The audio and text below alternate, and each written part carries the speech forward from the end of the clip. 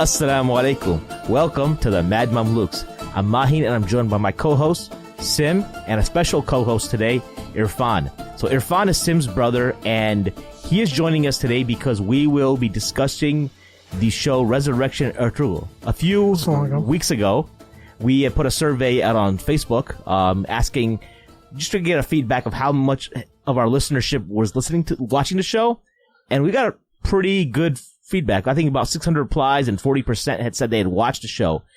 And on top of that, we had saw on Twitter, Dr. Mohammed Ghilan, who's one of our, more popular guests, was talking about doing a show. So we were like, hey man, let's just do a show together. So Dr. Ghilan is also joining us. So Mohammed, welcome back. Assalamu alaikum. Wa alaikum salam wa rahmatullah. I thought we were going to get Mort as well on this. Yeah, unfortunately, Mort, he's not going to be on the Mad Mamluks for a while. There's been right? some situations happening, from previous episodes that wait, what's going on? Someone's at the door. Yeah, some folks are saying that he's like racist or whatever, but but we had to like kind of listenership was getting a little upset, but someone's here. Oh, okay. Hey, what up, guys? Yo, what's up, man? Hey, Tom, what's up? I heard some people trying to get me off the show. What up, Mort? Speak of the devil. Okay. Well, it's supposed to be a karama. How'd you know we were recording? It's just karama. I don't know. You found out on the WhatsApp. Yes, yeah.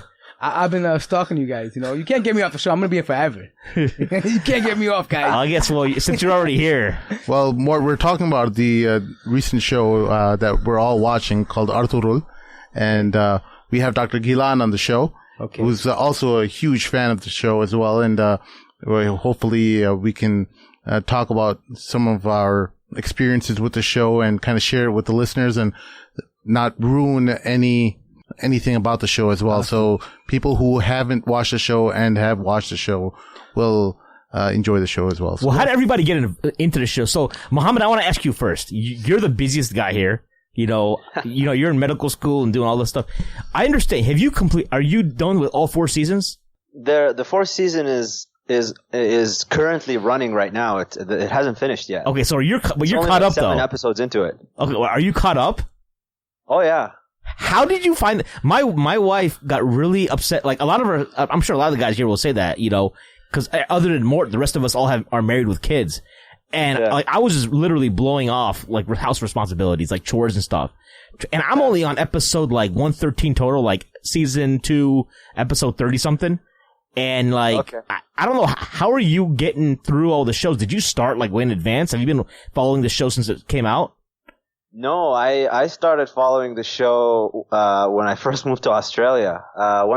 Some of the brothers here that I knew, one of them that kind of welcomed me to the city and showed me around and helped me out, Ahmed.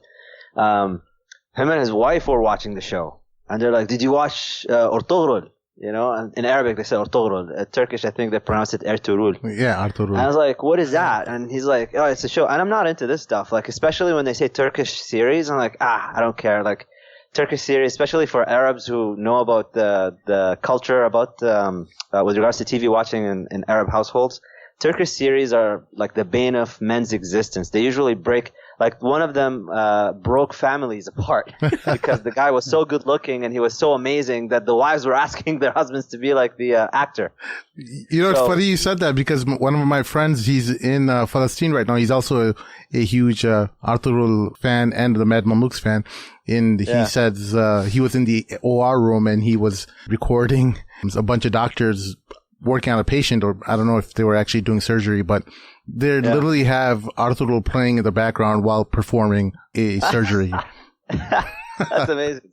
So Ahmed was told me about this, and I'm like, I'm not into this stuff. I don't like these series. They're usually just flimsy, like romantic dramas or whatever. And even the last one, I think the title of it was The Magnificent Sultan or something. Yeah. In Arabic, it's translated Harim al-Sultan, which was, it basically put the Ottomans in a very bad light, like womanizers and whatnot. So I'm not into this stuff. But Ahmed was like, trust me, you really got to watch this. I didn't know it was a series. I thought it was a movie because the first episode was 2 hours. I was like, oh, it's a movie. I'll give it a shot. I'll watch it. So I watched the first episode. I'm like, it's not over. This is because I just got into it. I was like, this is actually a series, 2 hours. I've never heard of this. Yeah. So I just, and it was about a couple of weeks before the start of medical school that I had just moved into my apartment and just, barely getting things set up. I just went to town. I just put everything on pause. I stopped writing. I stopped looking for furniture. I stopped, this has never happened to me before. That's it's out of my character, but that's how amazing the series is. Yeah. Even with Umar, this was like a huge thing in Ramadan a few Ramadans ago. Yeah. Right. Umar ibn Khattab series, 30 episodes, and everybody was excited. But I was excited about that series, and I used to look forward to it. But it didn't give me hooked like this one did. Yeah. So I just sat for 2 weeks. And it was more than a full-time job, man. I would get up in the morning after my prayers in the gym. I would just sit, have breakfast, and just start watching. And it was one after another, after another, after another. I was like, this is my only chance to do this because when school starts, I'm not going to be able to do it. Bro, our father, me and Sim, he has never in our 30-some years of knowing him has ever sat there and watched a TV show. And not a single Indian movie? Not a single Indian movie, not a Bollywood movie, not a Hollywood movie, nothing. He got hooked. I got him hooked, and he was just he was asking me to hey, configure the laptop so I can watch season 3. Yeah. We're pirating season 3 at my parents' house and watching it. Because for the listeners who don't know, Netflix has season 1 and 2 broken up into several episodes, but you can get season 1 and 2 on Netflix, but season 3 is not on Netflix yet, so hence you would have to kind of go through other means to access it. And if anyone wants to know, you can message me on Twitter at the Mad Mamluks, and I'll show you how to get it. The crazy thing about this show, though, is that you can watch it with a family. It's not it's like a weird show. Everyone, it has something for everybody. Yeah. But here's one thing, though. I think a lot of people from Asian backgrounds can kind of relate a little bit to the show because a lot of their culture comes from this large, you see a lot of similarities. Yeah, especially we're from Hyderabad, me and my brother Irfan here. Yeah. And more. And more as well. My mom, and when we were watching the show, there's so many similarities because Hyderabad has a huge or very strong historical relationship with the Turks and with the Ottoman Khilafat, and they. I think even what was the Nizam had married one of the Ottoman one of the princesses. Yeah, Nilufar. Okay. But not only that, but even the Mughal Empire itself, their custom traditions, all the mannerisms. Yeah, it all came from them. Hiding your sickness and stuff like that. Process, it's all the way they dealt with each other, the family structure, the hierarchy, all of that is still carried on till today. And even till today, when I walk past some Hyderabadi uncles. In the masjid or whatever, I put my hand on my chest, just to say salam, and you see that all the time during the show. And I always wondered why I did that, but it was something that was kind of, taught through culturally, but it came in from the Turks, so it was kind of cool. So now the guys walking around saying, Eyvallah. Yeah, we say Eyvallah in the house now. Yeah, so apparently Sim's mom called him Ulubilgi. Is that true? Yeah, she did, because of my bald head. Anyone who's seen season 2 will encounter Ilibilge.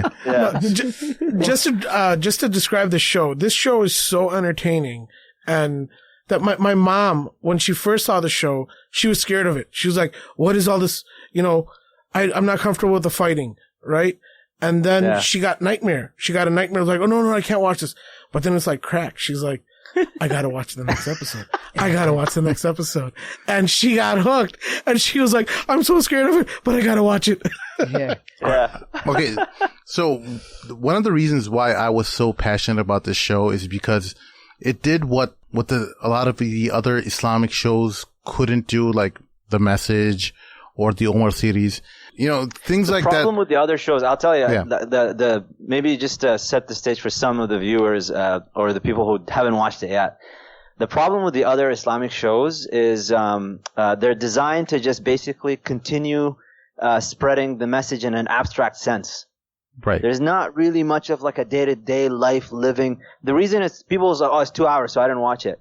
It needs to be 2 hours for you to sense the realism, because the character development, the little mannerisms, the little things, like you're actually living with them. That's why it hooks you in. The sacrifice. Yeah, dude. Like I'm so engulfed. Like honestly, I feel like I know Ertugrul. Like that's my homeboy. He's my boy. Like Bamzi and like Turkish, they're like my homeboys. Like, I mean, I walk around with them, you know. Like I know how they'll behave. Yeah, and also I think from even like Mohammed, you pointed this out like I think on Twitter that like I actually feel like spiritual benefit from watching this show, even though like some people have said that like Ibn Arabi's character is completely like historically inaccurate, but we can get into that a little bit. But you know, but in general, but I think it's just that when you see people have honor and like dignity and like izzah. Yeah, right. You know, me and my kids, when we're watching the show. My kids end up like when Ibn Arabi goes and starts making dua for, you know, anyone gets an injury or the state of the Muslim Ummah at that time. You know, my kids raise their arms and they start making dua with me, you know. Oh, wow. I don't let them watch every episode because some of the themes are a little bit, you know, for more mature audiences, like some of the torture that happens and things. But generally, my kids, you know, they're pretty well or conditioned for desensitized. Yeah, desensitized for a lot of this kind of violence because I'm kind of crazy. Well, even like the violence that they show is not gory violence, and it's not, you know, like they're very clever. The producers and the director are very clever in how they film the violence. Yeah. But the series itself is just maybe somebody needs to get into a little bit, because people don't. The way the series starts out, you don't really get a backdrop. Yeah. So can you do that? The Kayet tribe. Well, maybe Irfan knows a bit more, but from what I understand is that the Kayet tribe, when all of these Turkish tribes were actually trying to escape the Mughal hordes. All of the migrations that you see. The second season, the first season, they're fighting the Crusaders. This is not going to burn it for people, just to get like the plot of it. The first season, they're fighting the Crusaders in Anatolia. The second season, they're fighting the Mughals. The third season, they're fighting the Byzantine Crusaders. And then the fourth season, he's still going about with the Byzantine Crusaders. And you don't really get a sense of like what's going on. Why are they always looking for a place to settle? Why are they always migrating? And the reason for it is because they were actually trying to escape the encroachment from the Mughals from the east as they were coming through. So the first episode, they're talking about going to Halab and to try to go closer to the Ayyubid rulers so that they can get a little bit of more green grass and for their sheep, and to have a bit more sustenance and whatnot. Just to pause you there, the Ayyubids are right now being ruled by Salahuddin's grandson. Yes. Al-Aziz is his grandson. So that's for when the listeners come to that part of the show that they can kind of before we some get there though, satisfaction. I just want to let people know that before we get into the modern Kayet tribe, like he mentioned real quickly though, these people came from like far east, like they came from like the Altai mountains. So a lot of the people in the regions, they're tribes, even though they're different groups that we know them today, but they're genetic ancestors of each other. So they're known to be very tough people, very nomadic people, they're steppe people, right? So they had a very rough life. They lived around, they would go wherever they could gain sustenance, where their animals could graze, and where they could essentially, survive. And they came from very harsh conditions, and that played instrumental in the way they view things. Like some of the language you see in the show, like, may the sun not burn your skin. May you come back like water or go like water. These references have to do with the environment they came from, right? Like, may the cold not weather your face. Things like this, because they grew up in very harsh ideas. So when they were going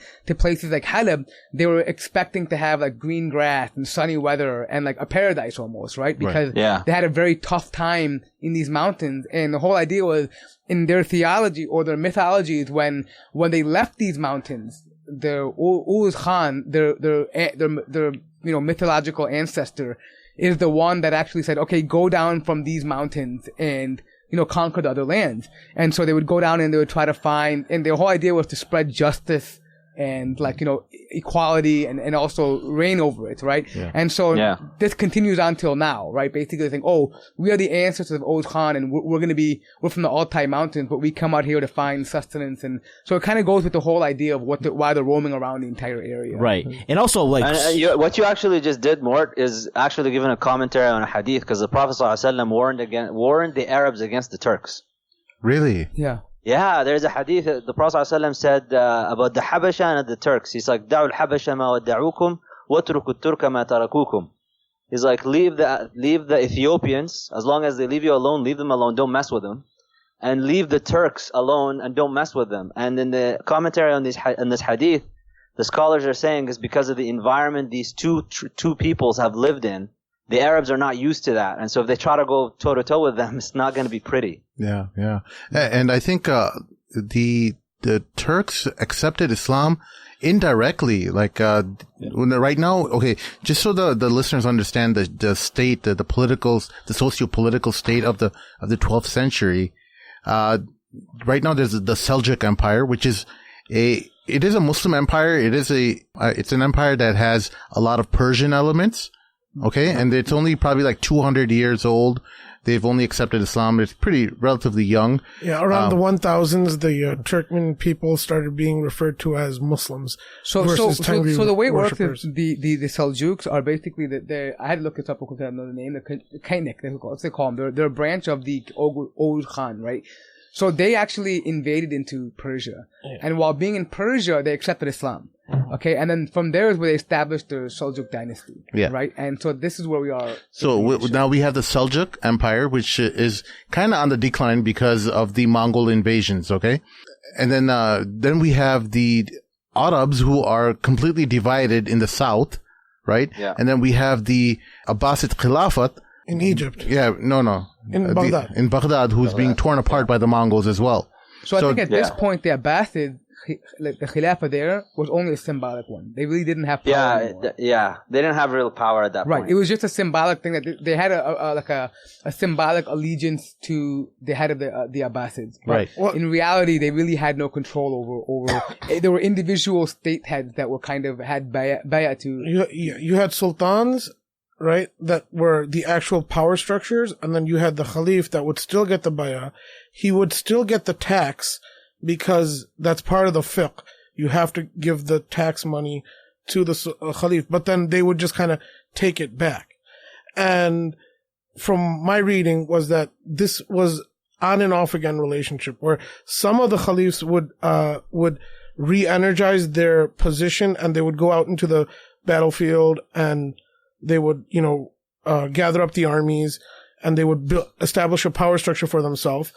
And then when they would die, the child would not want that responsibility and he would just go back to Baghdad. And he would say, you know what, you sultans, you go ahead and take care of it. So it was on again, off again. Right. So coming to the time where we are right on the show, and this is going back to what Sim was talking about, was the Mongols had basically just ravaged over everything. They take over Persia, basically. No, I mean, this goes back to the stories of when, we know the famous story of Baghdad, where they they ravaged the entire place, and for 2 weeks they were there, and they just conquered, they took over. And I think that happens during Ertugrul's lifetime. I was hoping that they would make some references during the show to things that are happening in the rest of the Muslim world, but they don't. They don't, yeah. Yeah, that would have been kind of fun if they talked about what was happening. References to things in the Muslim world are very vague, like it's all divided, they're not united, there's a lot of traitors, that's it, kind of thing. Yeah. So before, so I don't think we mentioned, who is Ertugrul, right?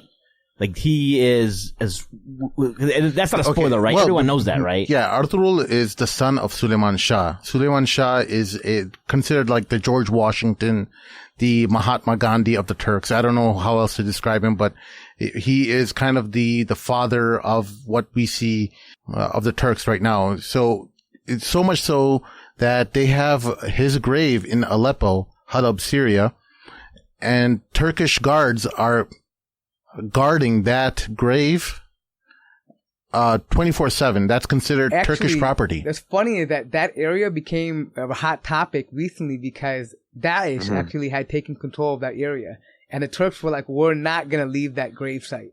Yeah. So they actually had to send in Turkish armies to reinforcement to the Turkish troops that were guarding that grave. Right. And rumor has it that Suleiman Shah died on the way back when they were trying to go, when they went to go be in Halab and they didn't want to stay there. They on the way, in that journey is when he actually died in a river. Like he died actually, it kind of referenced that in the show, but that actually did happen. They weren't sure how exactly he died. Either he drowned or he died from whatever reason, but it was actually by a riverbank. And so it's kind of where his mausoleum is actually by one of those areas. Right. So I thought, because Suleiman Shah always is referring to like the Oghuz tribe, Oghuz. Yeah. So aren't they the founder? Why is he considered the founder of the Turks? He is one of the descendants of the Oghuz Khan. So all these little Turkic tribes are descendants of Oghuz Khan. The Khagan, they call them, okay? Mm-hmm. So they descend from, they're all related to each other. But he's like the one that actually is he's known for his justice, he's known for his fairness, he's known for his equality, and so he's seen as like a leader among all the beys. All the beys. He kind of made up a religion as well. Yeah, it's not even it's just about his character. He was a very commanding, very respectable person. Even the Sultan Alauddin had recognized his importance in that region. Sultan Alauddin is, by the way, for listeners who haven't watched the show, he's the current leader or Sultan of the Seljuk Empire. Yeah. So and so that's why he's an important part. So that leads on to Ertugrul, who is his son, and the interesting part is these Turkmens have a culture of sending their fighters out at young ages to become trained in the mountains, right? They have to survive and be in the mountains. So Ertugrul is one of these Alps. They call them Alps, and so they become trained in these mountains. This goes back to what we were talking about, the harsh conditions of surviving among the wolves and the bears and fending for yourself, right? Becoming very tough. And it's kind of how the Arabs used to send them out to the Bedouins. When they were born, they would send them out to the Bedouins so they became very tough. And that's what they did with these Alps. And so Ertugrul is the son of Suleiman Shah, and he indirectly inherits the leadership of the Kai tribe.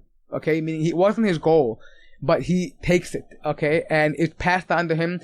And in history, it just happens that way. And his third son is Usman, and Usman is the what they call the founder of the Dawla Uthmaniyya, the Ottoman Empire. Dr. Ghilan, do you know the story of the dream that Usman has and with his teacher, and that that's where the crescent flag, the Turkish crescent flag, comes from? No, I haven't heard that one. Okay, so what happens is Ertugrul's son Usman, right? He's sleeping. He's on a visit to his teacher, and he's sleeping in his room, and he sees the Quran hanging from a wire, and the Quran is bound by this leather strap that it's supposed to keep it closed, but the leather strap is broken.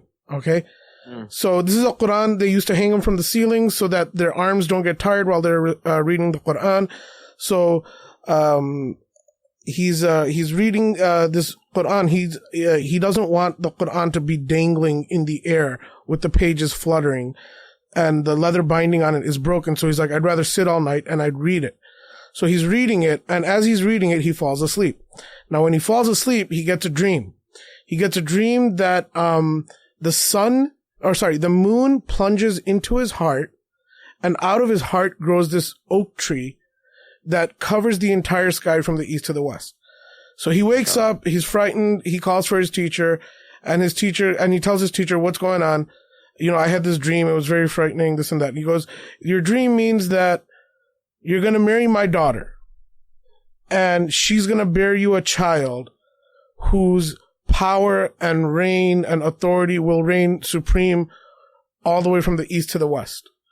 So that moon that falls into his chest, which is like their oral tradition, the Turkish oral tradition, these poems that they used to make about these dreams and whatnot, that moon is like symbolic of Usman's power, that Usman is the child that grows from the chest of Ertugrul, and his reign is going to be supreme over the east and west. So if a lot of people ask in Islamic history, where did this crescent moon come from, this concept? That was the earliest I could trace it to.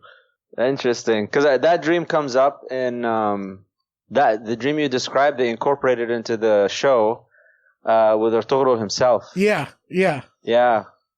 Yes. That's pretty cool. It is because cool. the dream is this big oak tree, and it's like just massive. And his father is actually in the dream in the show, and he tells him like, you know, and he doesn't tell him, but you could just see the symbolism. Yeah.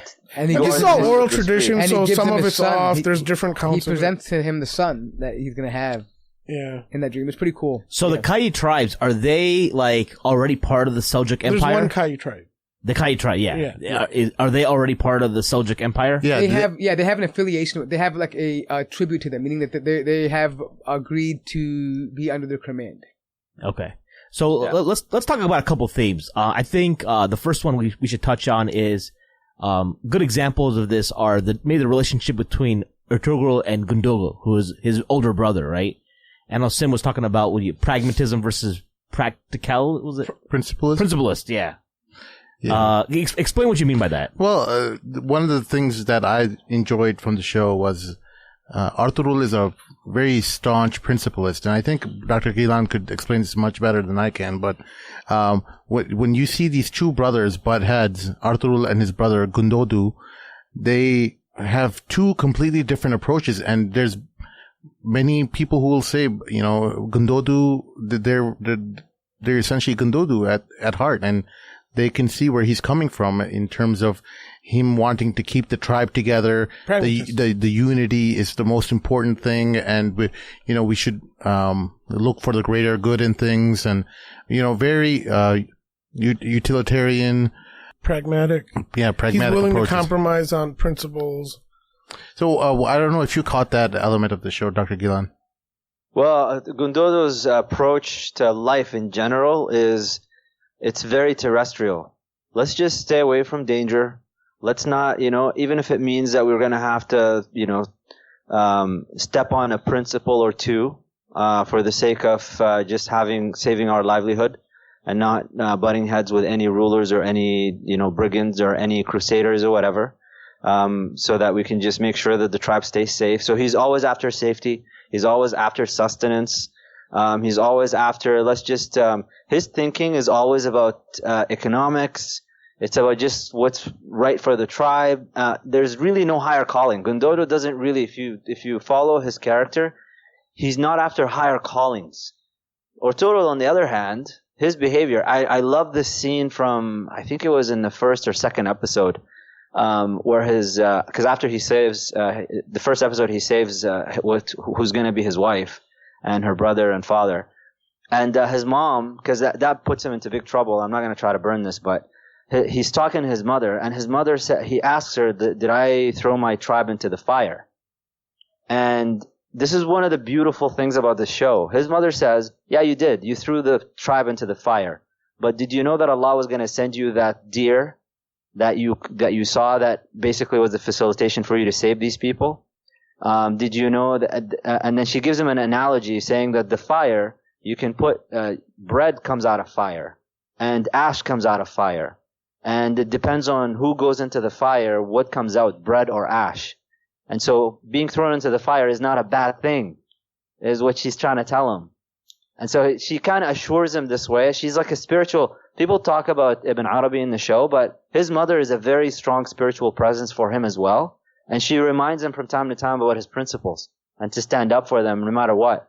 So Gundodo, I didn't like his character, to be honest, just because of what he stood for. It seemed very terrestrial, very just, short-term goals. Right from the beginning, he wanted to, abandon their tribe's tradition of holding a guest, and just because this is not a spoiler.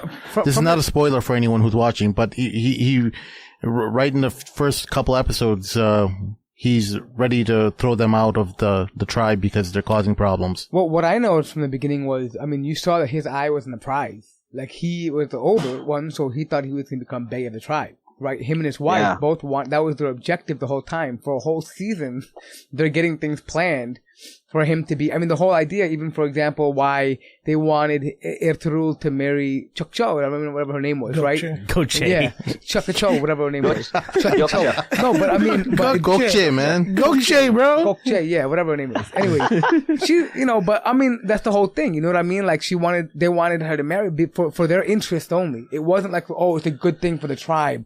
It's only for, his benefit. But one thing that, Mohammed Ghilan just touched on is, if you notice the role that the women played in the tribe, it's really interesting. It's kind of like they have their established role, but they still advise the men. And if you picked up on the show, it's a custom for their men to seek advice from their wives. Maybe not in public, but in private counsel. It's a custom of these Turkmens to actually do that, to take advice from their wife and counsel and find counsel in them. And their wives know not to do that in public, but they play a very active role in behind the scenes in terms of their husband gaining power or making the right decisions. And you find that throughout the entire episode, which is kind of cool.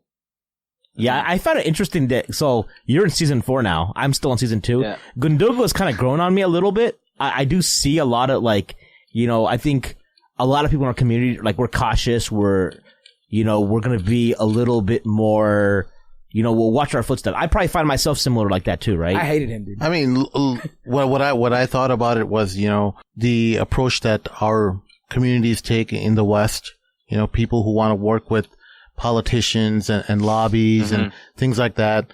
You know, you get your hands dirty with people that are, you know, they're dirty people. They don't necessarily have your best interest. You're really, or even if they're giving you any attention, it's really for, possible donations you've made to their campaign and things like that. These aren't people who are, you know, are people of dignity. They don't have honor. One major thing that you can pick up from the show across all 4 seasons, you see this theme repeating again and again. If your thinking is always going to be political, pragmatic type of thinking, you always end up somehow shooting yourself in the foot. The events go around and around, and it comes back against you. Ertugrul, on the other hand, throughout the whole show and every season, he goes against this type of thinking. Instead, for the sake of principles. He's always thinking about, like, what is just, what is right to do, no matter what, even if everybody stands against him. And sure enough, he always ends up coming back on top at the end of it. Even if events get to such a point where it looks like he's about to lose everything, it still turns around for his benefit in the end of it. Who else do you know like that, Dr. Ghilan? From history. Who else do I know like in history? Yeah, from our religion. The only person is the Messenger sallallahu alaihi wasallam. Of course. I just wanted to interject here. There is a part in the Seerah where you have Banu Shayban, Banu Nadir, and Banu Amr al-Thatha that offer pragmatic power-sharing deals to Rasulullah sallallahu alaihi wasallam. And Abu Bakr radiallahu anh kind of hints to Rasulullah that, Ya Rasulullah, why don't we accept their offer? You know, it's okay. You know, but Rasulullah says, no, it means they did not accept the prophethood. They have to accept the prophethood with no conditions. And these guys were willing to fight and die for Rasulullah. They were willing to conquer all of the Hijaz, Banu Shayban. They had trade with the Persians. They said, on the condition that we don't trade with the Persians, we will, that we don't fight the Persians. We'll fight for you. We'll die for you. We're not asking anything in return. And, Abu Bakr was like, Ya Rasulullah, you know, their offer didn't sound too bad. And Rasulullah was like, no, it means that they didn't accept the prophethood. Yeah. And even that's one example. The other example is Sulh al-Hudaybiyah. Sulh al-Hudaybiyah, if you look at it from a limited pragmatic perspective, all the articles in it were going against, like, the Muslims get nothing, basically. Yeah. One thing, there was just one article that the Prophet ﷺ cared about was, we can now call people to Islam without being harassed, persecuted, or, you know, attacked for it. The rest of it, fine. You guys, you can take our prisoners. If somebody comes to us, we'll return them back to you. We're not going to do the Umrah this year. We're not like, and the Sahaba were just, you know, the companions were so angry, and they, to the point where they initially did not obey the command to slaughter their sheep. True. I mean, I think at one point, even in that, after that agreement was made, I think at one point, even Umar bin Khattab almost drew his sword. Like, he's like, are we not going to, like, are we not on the hop? Yeah. He regretted that for the rest of his life. But that's the example they always use. The pragmatists in our community use Hudaybiyah as the main example or main reason why. What's funny is that even during that situation, because the Prophet understood how upset that the Sahaba were, especially Umar bin Khattab, and I to the point where Umar radiallahu anhu almost drew his sword, saying, you know, aren't we upon haqq? Why can't we go? You know, Allah is our protector. You know, why can't we go? Yeah. And the Prophet actually got angry almost, and he slapped his thigh. He said, "This wasn't my will. meaning it was wahi to him that it was ilham that he had to do that. Yeah. And so what that shows us is traditionally you don't make those deals. Right? You don't do that. But there was hikmah behind that. And Allah had commanded Rasulullah to do that, through revelation. And so generally, they were making that sacrifice because, in Allah's, wisdom, infinite wisdom, He knew that they would break the contract. Right. They would end up, it would be in the favor of the Muslim. They would have a justified reason to now have a legitimate quarrel with Not Quraysh, just right? that, like that was the agreement that finally stopped the violence and the propaganda that he ﷺ had to go against in order to call people to Islam. By the time that this happened, now it's open game, and it was, why did Allah call it Amul Fath?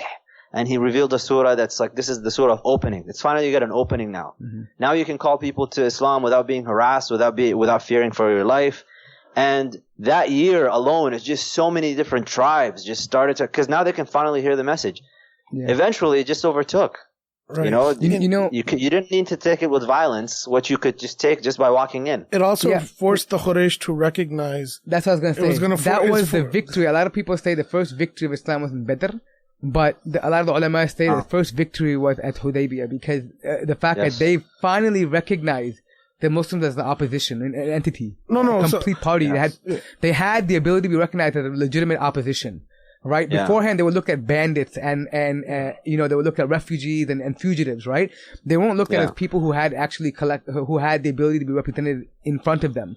And that's why oftentimes when they would talk to them, they would say, bring someone equal to us. Bring someone like this, because they didn't recognize them as someone that was on their level. But now, after this, it says, okay, now you're recognizing us. It's kind of like how the Israelis and the Israelis don't recognize the Palestinians at all. Like, they don't even want to recognize them. At that moment, it's like, okay, now we're recognizing you as a party that can come to the table and, make a deal with us. Not just that, you can do Umrah. Yeah. Well, later on. You were, first they called him a magician of words, right?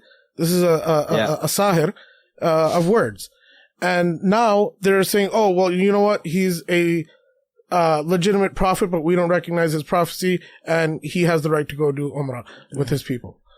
So, and also it opened up historically it opened up Khaybar for Rasulullah. It allowed Rasulullah to deal with the situation at Khaybar, and he didn't have to worry about the Quraysh attacking him.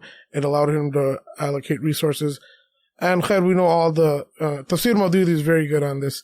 Gives you all a very good explanation. Many Tafsir do, but those are some of the great points in. But the point here with all of this is, and this is a theme that's continuous throughout, even to the fourth season. There is a phrase that Ertugrul keeps repeating. The translation in Arabic is Al-Hamla lana wa nasru min Allah. Mm-hmm. That the campaign is from us. We do the actions, but the actual victory, that's from God. That's not from us. So there is this, like the meaning of tawakkul, of all of the things that we try to teach and when we go through the Aqidah classes and stuff, and it's all abstract. This series is really embodying all of these meanings in action. And you could see it happening. So Ertugrul, he shows you what tawakkul means. He goes to town. In every campaign and everything that he does, he exhausts all possibilities that are materially, available to him. Until there is nothing left.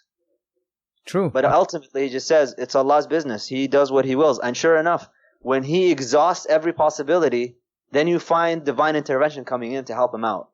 Yeah. And another theme of the seerah that you see continuously through the show is that after so much difficulty, you get a victory. It's like the saying, one step forward and then two steps back, You get one big victory and then two blowbacks, and then you get one big victory and then two things that set you back again. And that is continuing throughout the show, and something that you see from the seerah as well, from the Prophet. That's the calm before the storm. That's one of the signs of the prophethood, that he would win some and he would lose some. Right? I mean, this is one thing that they would know when they were wanting to inquire about the Prophet. They would say, did he win all of his battles? Did he lose some of his battles? Right? That they knew that by that sign that he will have some progress and have some setbacks, right? And it's the nature of how things go. But one of the cool things is you also, and what he pointed out was not only tawakkul, but it's the focus on humbleness, meaning that Ertugrul at one point, I mean, later on, progressively through the season, you see that he's in charge of, as known, like in the land as, people actually bandits are using his name because he's that well known, right? But you don't see him walking around like arrogant and like, it's not about that. He's only about, what's right and what's wrong. Even if you guys might have caught this, but when somebody compliments somebody in the show, they don't just say, "Oh yeah, thanks, we're welcome," right? It's like astaghfirullah, right? They always say, they always use, even though they translate in Turkish, they translate it to mean, "Oh, you're welcome," no thanks. Or right? it's nothing. Yeah, it's nothing, right? But it's really astaghfirullah is what they're saying. Astaghfirullah, because they're trying to do away from being arrogant and have kibr. They're trying to say, you know what? I don't want to be arrogant about this, right? So it's kind of cool. These little, and what's interesting is that this is part of their culture. It's not like that's why these Turks are translating it as the word, as like, don't worry about it. But this comes from the embodiment of not being arrogant, not being like that, right? It's kind of passed on now, but it's kind of crazy. Yeah.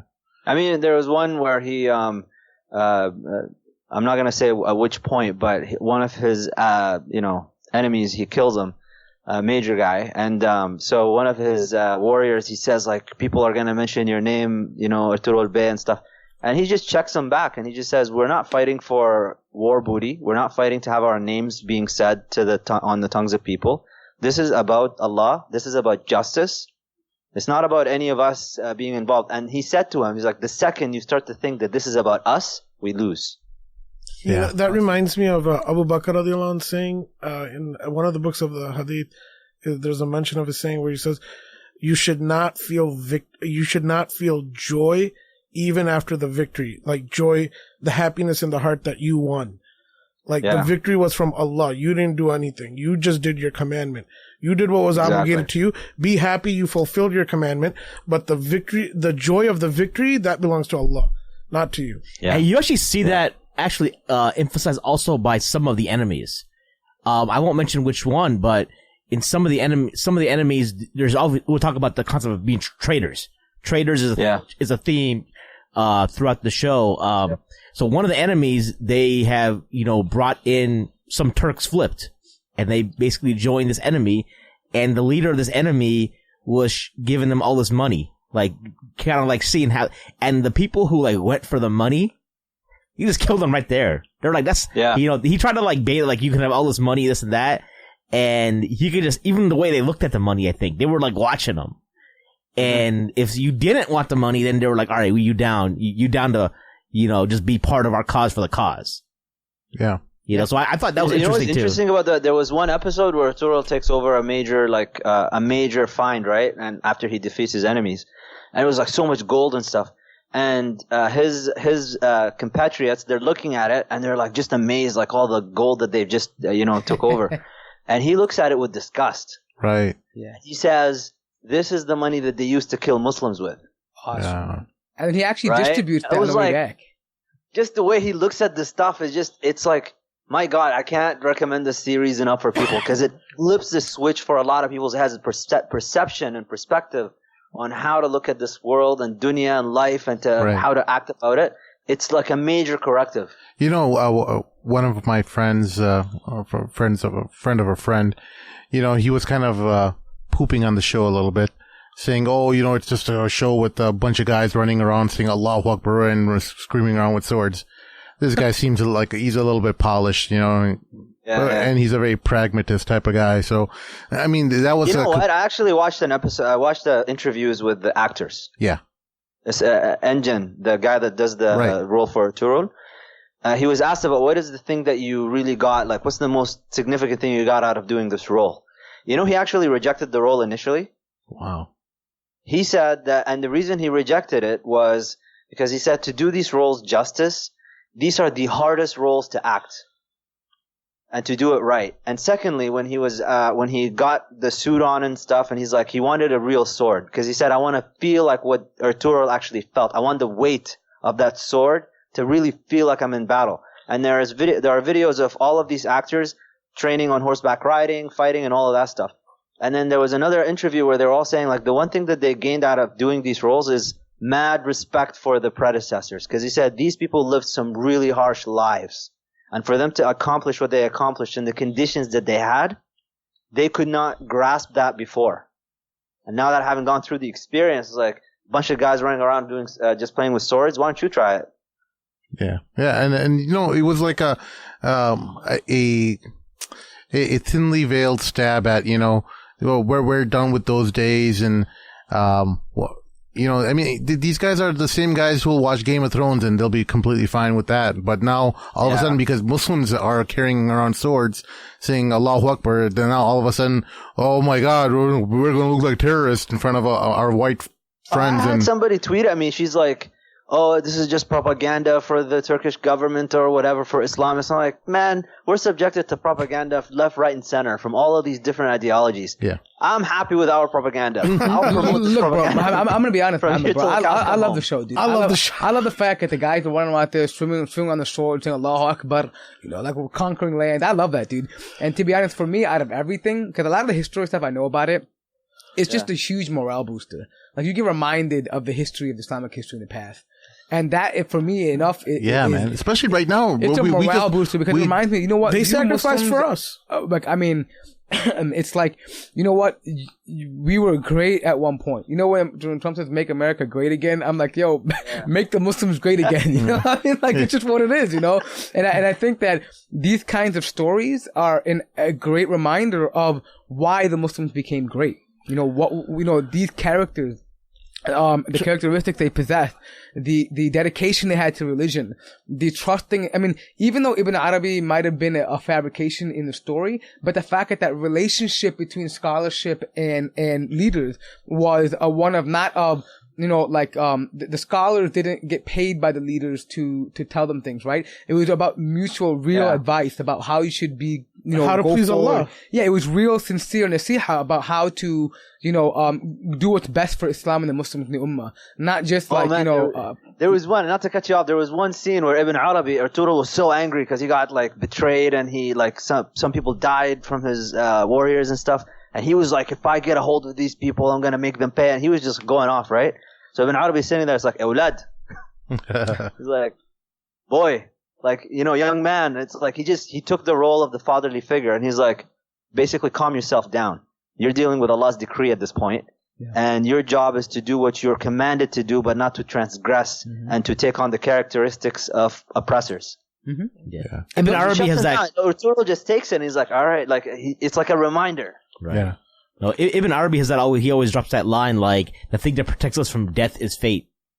Yeah. You know. Yeah. So we got Ibn Arabi. Can you explain a little bit about what you know about him and as real life versus like what the show portrays him as? The relationship with Abdul Qadir Jilani and all that. Well, the show is taking a big dramatic licensure to just, you know, license to not really be accurate with this. Because from what I understand, Ibn Arabi, when he moved to from Andalus, he went to Damascus. He lived during the same period as Ertugrul, but there's no indication historically that they've ever met. The problem people have with Ibn Arabi has to do more with his theology and some of the statements that he made, or they are attributed to him. Who knows if they're true or not.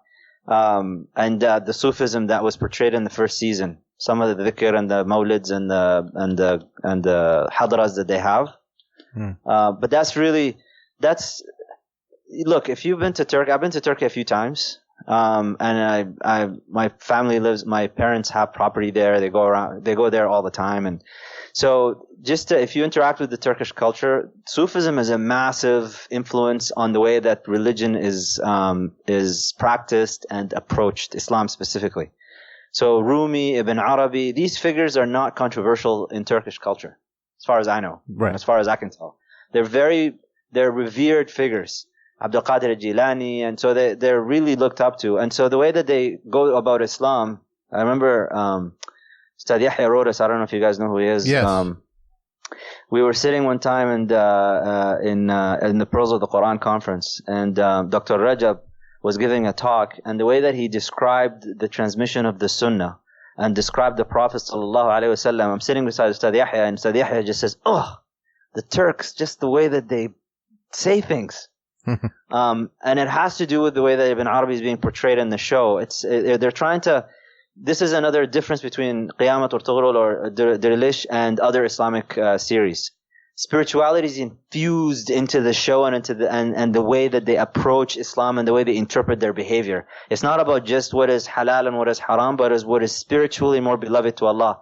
In fact, there's one scene where somebody is getting executed, and Ibn Arabi makes a dua for him. And this person was like a Turk. He was one of the traitors, and Ibn Arabi makes a dua for the person, and then looks away when the execution is happening.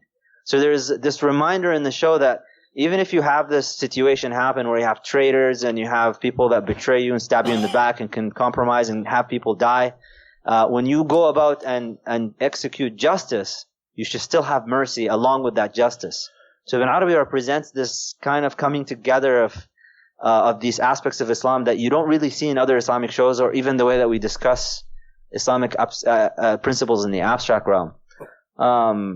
But you don't see him too much in the show, so it's not, I don't know, I don't put too much emphasis on his role because it kind of dwindles away as the show goes on. Okay, I don't want to digress here with this question, but so there's other show that people have are also following that we won't get into too much, but Yunus Amre, which is on Netflix as well, and that's basically that's my understanding. That's just a show about the teacher, the sheikh, and the murid relationship, kinda. I think you highlighted a little bit on one of your podcasts. Is that more heavy, or because I think some people commented on our thread that well, watch Yunus Emre. It's more they think it's more practical and relevant to us than Ertugrul, right? I thought not even close. With all due respect to Yunus Emre and the show, they're on a whole different ball game. If you want Yunus Emre's, my problem with the show Yunus Emre, as that has some beautiful teachings and there's some really great things to go about and life lessons and whatnot. But on a practical level, Islam to me is not this new age type of spiritual religion where you just kind of sit with the sheikh and that's all you do, and you give up your post as a judge and you just start pursuing this spiritual. I mean, that's really what the show is premised on. Yunus Emre being a judge, falling in love with his sheikh, and wanting to be his murid, and then wanting to get enlightened by that. And you know what? Some people in the world, that's going to be the role in the world. And that's one thing that you learn from Qiyamat Ertugrul, which is amazing. That it's one of the lessons that they actually teach is that, which is something that we are lacking in, is that everybody in this world has a role to play. And your job is to play that role as perfectly as possible. And so what you find with people that are in Ertugrul's camp, you don't find them seeking power for power's sake. You don't find them seeking leadership for leadership's sake. You don't find them wanting to become spiritual just for spirituality's sake. Everybody does their thing and perfects it.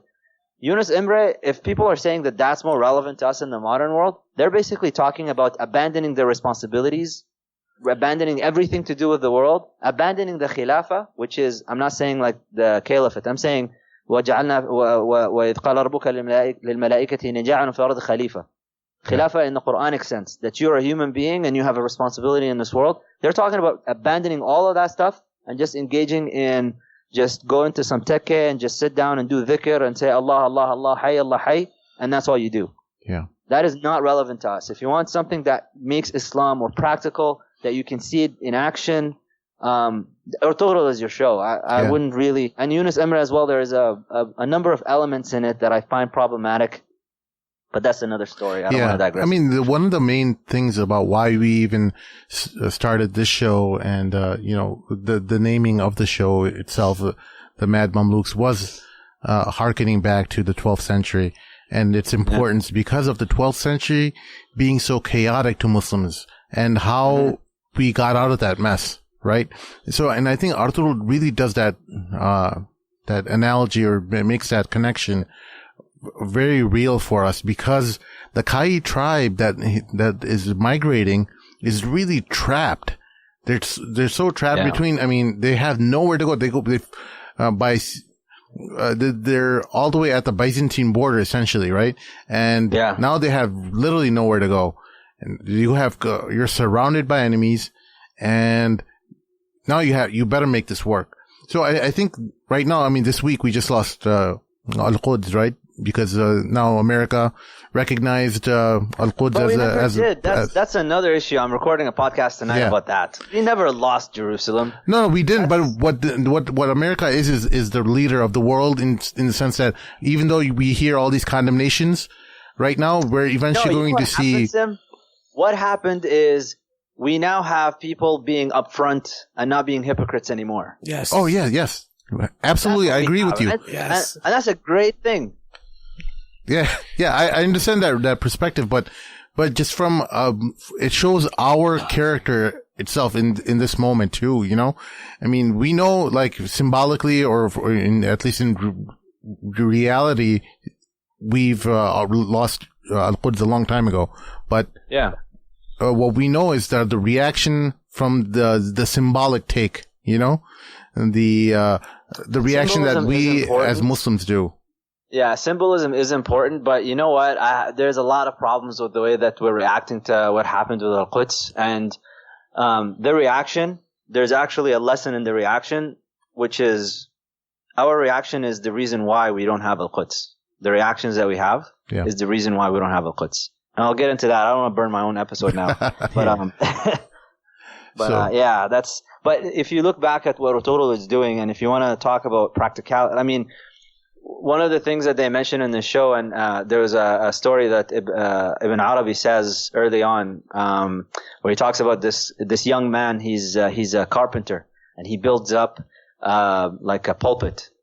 And it was like the most beautiful pulpit. People are seeing it and they want to buy it from him. And he's like, nope, I'm not selling this one. And there's like, this is the most amazing thing you've ever created. He's like, I've created this one for Al-Masjid Al-Aqsa.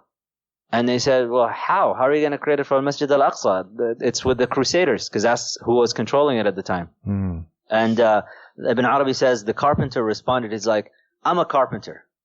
I can build a pulpit. I'm building the pulpit for the next leader from the Muslims who's going to be the leader who's going to take back Al-Aqsa. So I'm going to do my task and build this pulpit as best as I can. And sure enough, that's what Salah ad-Din was born in that time. Right. So that's, I mean, if you look at the way that the show is constructed, it's really bringing it's constructed with the understanding of a holistic collective society with different elements. I mean, Ertugrul even talks about like we need merchants, we need physicians, we need farmers, we need like all of these people are coming together. And he's like, sure enough, we don't know much about the economics. We're not good with trade. We're not good with farming, but we will hire the right people to do that task and we will do our job. And the way that he talks about all of this, it's never about him. It's always about like, it's all of us together. This is about us. There's even a secret handshake you guys will come across as you get further into the episode where there's a kind of a guardianship that Ertugrul works with, and the way that when they meet, because they don't all know each other, and the way that they know each other is by giving this kind of secret greeting to each other. And one of the statements in the greeting is like, "What are you after?" And the response is the whole world. Yeah. So. What kind of influence do you see this having on current the Turkish people today? Obviously, it sounds like I've actually been. Funny that you asked that. Yeah, go ahead. The name Ertugrul, if you look at the names, the Turkish baby names, the name Ertugrul. This show came out in 2014. There is an uptick. There's a graph showing an uptick of Ertugrul. Oh, wow, subhanallah. People are naming their babies Ertugrul now.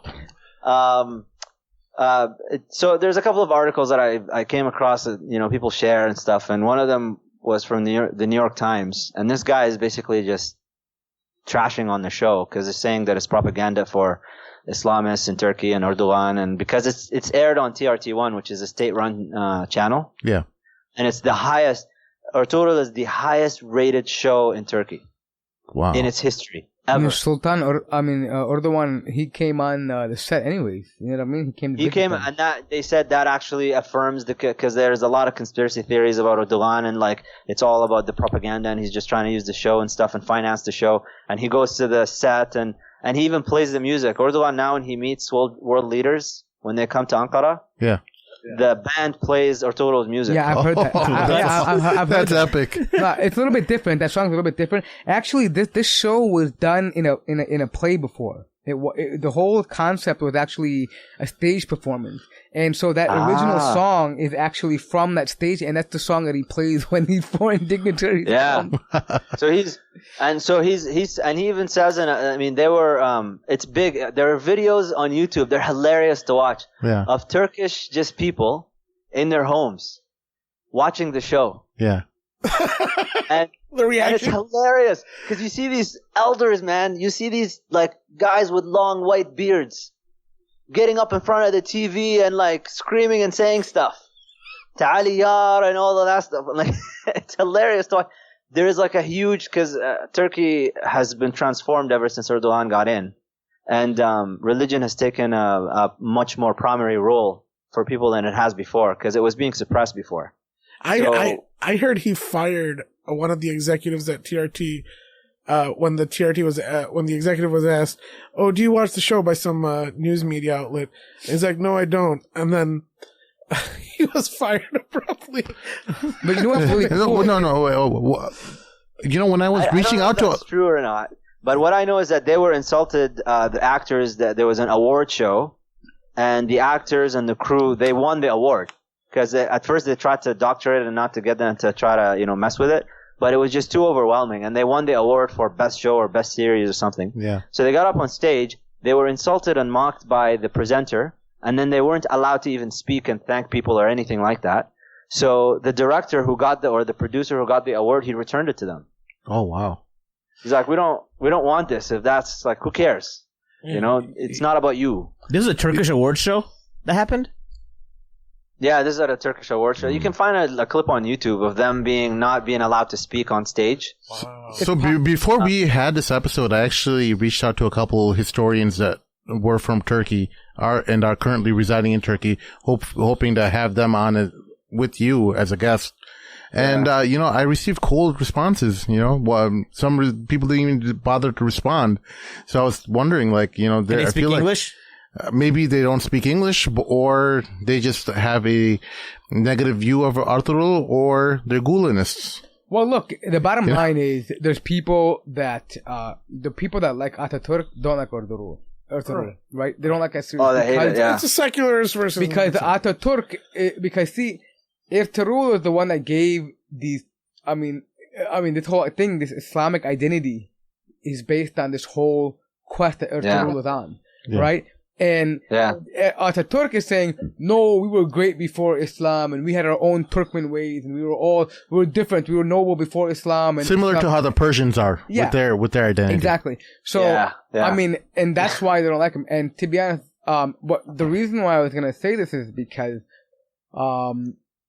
when there was a recent attempt at a coup over Erdogan, right? I guarantee you this show played a big part in how some of these people rose up, because there were people like old men who donned their old Ottoman uniforms, like 90-year-old men, and stood in front of tanks. Yeah, and they gave right. And that is the Osmanli. That's like the symbol. on their chest. Like they had like their badges and all the different badges displayed and patches, right? And that's how deep of a sense of love they have for that history. And I don't blame them, dude.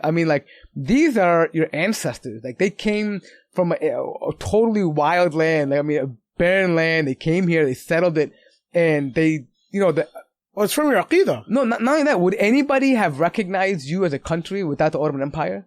Yeah. It would have been impossible that Turkey would ever been a nation that would have been recognized around the world without the Ottoman Empire. Oh, right? Yeah, without a doubt. They even talk about that and to show that, the Turkish nature is they're very jealous among each other, tribal jealousies among each other have always caused them disunity. If you think about it, Turkey shouldn't just be Turkey. It should be encompass Uzbekistan, Azerbaijan, Tajikistan, all these countries. Yeah. They're all Turkic identity. They all should be one country if you really think about it. Based on ethnicity. Right. To this day, I remember when I went to Prague a few years back, there was a tour group that I went with that day, and they showed us one of the major landmarks there. They had this tower that a lot of people like to go and have if they're having their weddings there. They take their pictures underneath it, and the tower had a clock, and then underneath the clock there were 4 symbols of things that the Eastern Europeans were afraid of. One of them was skeleton, because that was death to them. I think, if I remember correctly. The second one was a figure, which they said that was the Jew, because to them that was like the money launderer, the money whatever. So it's an anti-Semitic symbol. The third one was a Turkish soldier. Wow. And then they showed us another mural, an old one, and they said, in it, again, Turkish soldiers, like Ottomans. And I remember the tour guide saying that this was one of the major things that they were afraid of. They were always afraid of the Turks making a decision, because that really all that it hinged on. They could not hold them back if the Turks decided, the Ottomans decided that we're going to take you now. So they have a very rich history of this, and they're very proud of it. And so this show is doing a lot of that. If you just follow some of the articles and some of the videos that people have posted, and they're very proud of the show. It's got such a following. I just can't get enough of that video of just random people just watching the show, and some people with a sword even watching, and like, it's crazy. Yeah. So talk about there's a concept of traitors throughout, right? Sometimes it's material. I'm at a part of the series where one of the traitors is saying it's justified, kind of, because it's for the greater good of the state.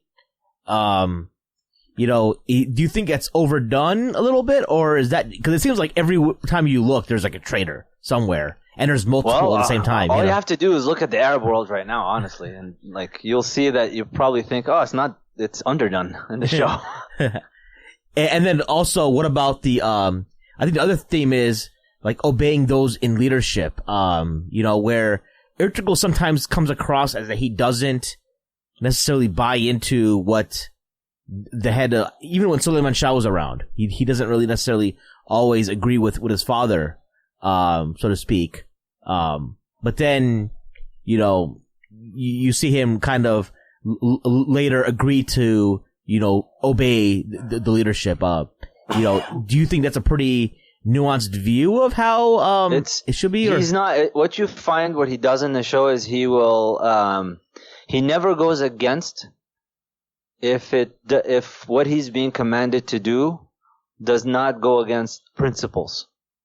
Yeah. Once it goes against established principles theologically or for their customs, that's when and for the sake of weakness, because that's what Gundodo represents to me. It's just weakness in the face of what you think is overwhelming odds, and the desire for just, get what you can while you can without losing much. Once he sees that you're acting like that, you'll find him that he will try to give you, he tries that he does it with his father, and he does it even with Gundodo in the second season when Gundodo is being elected to be the leader. He tries to give them the power. He's like, he tries to give them motivational speeches, like, stand up for this. You don't have to give up. You don't have to capitulate to whoever. Just do the right thing. And he always insists on that. But when it comes to leadership, he's very concerned they're all concerned about breaking apart and stuff. But to him, and you'll find it, this is not going to be that much of a burn for people, but he will break the Kai tribe at the end of the second season. Yeah. For the sake of that, 'cause they will split apart. And historically, sometimes I get so excited when I'm watching the show. Yeah. If something happens and there's a cliffhanger, I go online and I search the heck out of it to find out, did this person really die? Did this person really live? Yeah. Did this happen? I did that. We all did that. Yeah, we all did one that. thing, and it's cool you brought that up, because if you look at maybe the exact details of the stories are kind of not exactly true, but but the characters and the names they use are real people. And if you were to Google these individuals, and historically you'll find that these people really exist in history. The people are real, and the roles are real, by the way. So anybody that you see in the show that is being portrayed as a treasonous person, historically that was a treasonous person. Yeah. Hey, Mohammed, did you go to Hungary as well while you were in Prague? No, I never got a chance. So I was in Hungary for 3 months, and I don't know if you probably know this as well too, but the Ottomans had control of Turkey for a long time, right? For Hungary. Yeah, Suleiman the Magnificent actually had control of it. but there's Turks everywhere in Hungary, Budapest.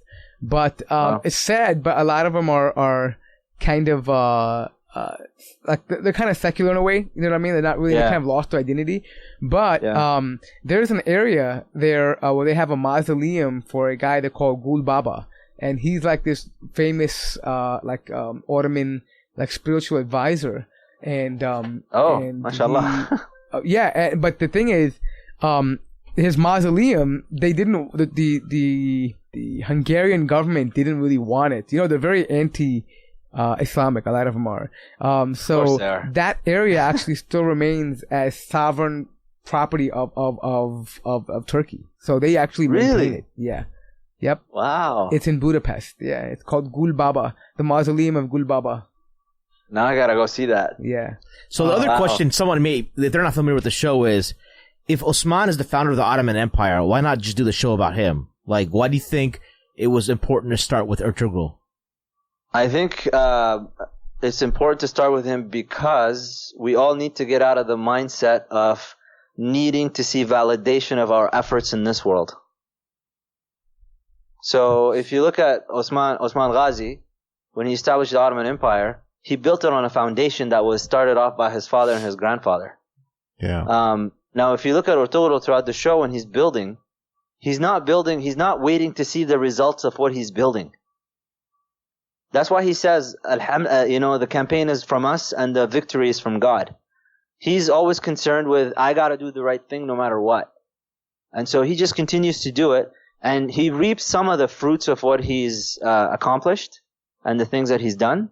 But he knows that down the road, in the future, this is going to be a great thing, and that's the goal he's working for. But he doesn't need that validation for his ego. So there's actually a second, there's talk now. I don't know if it's definitely going to happen or not, but there's talk that there's going to be a Dirilish Osman. Yeah, I heard about that. No, but you know what's crazy though? That there's a little bit of a cool reference here.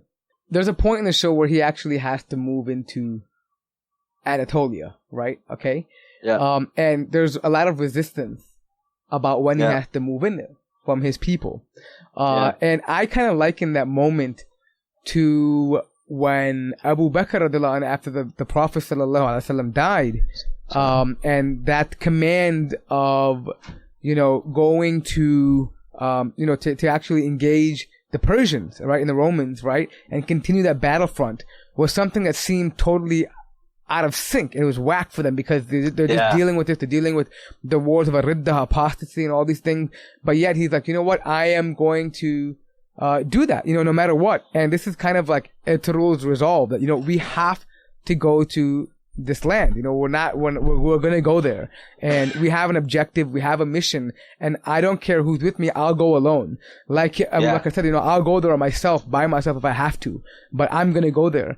And that's kind of that conviction that Ertugrul has when he decides to make a decision and go.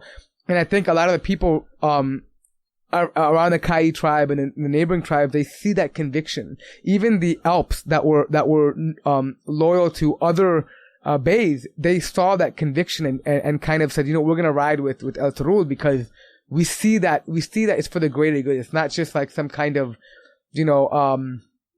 just temporary, just ruling over this little area and we're going to have money and food. It's about, something greater than what they were. And I think that's why they rode with him over there. It's kind of cool how that parallels there in the show too. Yeah. Actually, one of my favorite... Another amazing part about the way that the Alps also and Ertugrul do things. The way that a lot of other shows, Islamic, even preachers, and the way that we discuss martyrdom. The way that they talk about martyrdom is different. It's qualitatively different. Yeah. They're not trying to die. You know what I mean? Yeah. Like when they go fight, they're fighting and they want to go back to their families. They want to go back to Halima and they want to go back to their wives and they want to, nobody's looking to die. But at the same time, they have this acceptance that a very plausible and very honorable thing that could happen is the shahada, is the martyrdom. The way that a lot of other shows portray and a lot of other preachers talk about shahada and martyrdom in Islam, they talk about it as if it's something that you're actively seeking, like you're trying to die. Yeah. Yeah, I saw that. Everyone's saying Ashhadu an la ilaha illallah before they die, right? Everyone's like, all the true good guys are like uttering those words before they die. Right. And it's crazy because sometimes they have something to say about somebody who backstabbed them or all that, but they're still, they forsake that to say the Shahada. Well, even even one of the traitors, when he's been executed, I like that touch. Yeah. You know, it was, I think it may have been the same one that Muhammad mentioned where Ibn Arabi makes dua for him. But I remember he I like that he actually said the Shahada. Well, they gave him a chance to repent. Well, no, even the traitors who want power, they're not, like you find them hating crusaders and you find them hating, things that are, foreign to religion because they're in it for power. They're power hungry, but that doesn't mean that they're siding with. I'm so glad you brought this up because I was going to forget. There's a big thing about this show. Everybody uses religious rhetoric. If you notice. Yeah. Even the enemies. Traitors do, Ertugrul does, everybody does. They're all using the same kind of language. So one big lesson from this show that viewers can get from it is you don't pay attention to the rhetoric. Pay attention to the consequences and the actions of the people. If they're after money and power and things, you'll see a lot of division, a lot of people dying around them, a lot of just chaos. If they're after what Ertugrul is after, which is justice, establishing God's word, all of that, you'll find people gravitate to that person and you'll find order. You'll find prosperity with that individual. You'll find benefit to the society. So there's a shift of focus, like for the careful viewer, if you just kind of pay attention, you'll see that the rhetoric is very similar. You'll have even traitors will say the Shahada when they're dying. Many of them will talk about justice as well. The traitors themselves, but then look at their behavior. Their behavior has nothing to do with Islam or the rhetoric that they're portraying. I want to just touch base on something about Mahin mentioned that you had referred to Ibn al-Arabi in the show making dua for the traitor when he recites the Shahada. Yeah. So this reminded me of when in Surah Yunus, when the people of Musa alayhi salam, they make dua to Allah subhanahu wa ta'ala, don't make us a witness against them. And that was, subhanAllah, blew my mind. Like, the pureness of Islam is that we don't want anyone to go to hellfire. Not even our enemy. There's these people, after Fir'aun is chasing them, they're making dua to Allah subhanahu wa ta'ala, oh Allah, don't make us a witness against them. Yeah. SubhanAllah. There are a lot of things in this show that I wish people would read the seerah, read the Quran, do a khatam first, and then and study some fiqh before, and then you'll see a lot of things pop out at you. Read the seerah because you'll see a lot of parallels from the seerah being rehashed out, but in Ertugrul's life. Similar incidents and the response that he gives to it is very prophetic. Even you'll find even just little things about they're using the show to teach people how to do wudu and tayammum. I don't know if you guys picked on that or not. I didn't see which one. I've seen that. Yeah. They're showing Ertugrul and they're doing the full wudu properly. And not only that, you actually see them focus on Qiyam al-Layl, like people who pray at late night. Like, all the important moments, even the people that seem like they have a weird intention, they're at night and they're making dua, just make me do the right thing. Make me do the right thing. There's a scene where Gundugu made a mistake. He did something he shouldn't have done, and his mother corrected, and he started. He picked up a tasbih and started doing dhikr. Yeah, and then he actually falls asleep. He falls asleep. Yeah, his mom walks in, and she sees the tasbih in his hand while he's sleeping. And I think in the reaction from her face, you can kind of tell that it kind of changes her attitude towards him. It's like he's making istighfar, when he was doing that, But this is the cool thing he brought up. But one of the really cool things is, in the show, I think this is, whether you read the seerah or you have no knowledge of it, or and you don't know too much about Islamic history, I think the one takeaway is, when you watch the show, it gives you a sense of pride of being a Muslim. You know what I mean? Especially in today's time when you hear so much negativity, you'll find a lot of people say, oh, the Muslims were so barbaric in the past, and they were so barbaric in the past, and they did all these kind of things, and but this is the kind of a time in history where you can look at it and say, you know what? Yeah, they might have had mistakes like any human being, but their general intention was good, and they did accomplish, and Allah rewarded them for that good. Like, the Ottoman Empire was no joke. Like, this was talking about 900 years almost of rule over. This is a huge empire that spanned from east to west. You know what I mean? Like, and generally, yes, of course, we can find, some negative things like in any empire, but in general, it was founded upon an intention of doing something good. And I think that in itself should be a morale booster for Muslims today. Like, you can pull yourself out of a hole. You literally can. This is what they did. They were literally in a hole. They had nowhere to go. They had no sustenance. People were trying to, plot against them from every angle, from within them, from outside them. Yeah. And they pulled themselves out of this hole because of a man that had a vision and who basically stood up for what he believed in. Yeah, morale booster, not only, you talked about in like a dunyawi sense, but also in a spiritual sense. You see, we talked about traders, right? Yeah. And there's some folks that are kind of traders from the beginning. You see them as traders from the get-go. And then some flip, they were like good guys, and then for the circumstances, just like they lose their way. But you also see people, who, for example, are like devils. Like really, like you hate them. Like, right? I remember, she just changed. It's like a different person. I was like, that was like a real, like, she's brilliant. So what you're saying as an actress, she's brilliant because she managed to do that flip and make you just be on her side 100%. Yeah. And when she flipped, I was like crying. And you felt bad for her. Like, really? Like, seriously. Oh, man, because everyone hated her, man. Yeah. Oh, dude, I personally want her to die, bro. I'm like, bro, you just need to just step off, jump off a cliff and be gone already, dude. Like, but it's like, even one of the Crusaders, he ends up like joining the Muslim, he he repents, and you see that story. You see, you just see it's so like heartwarming. I think you see that happening.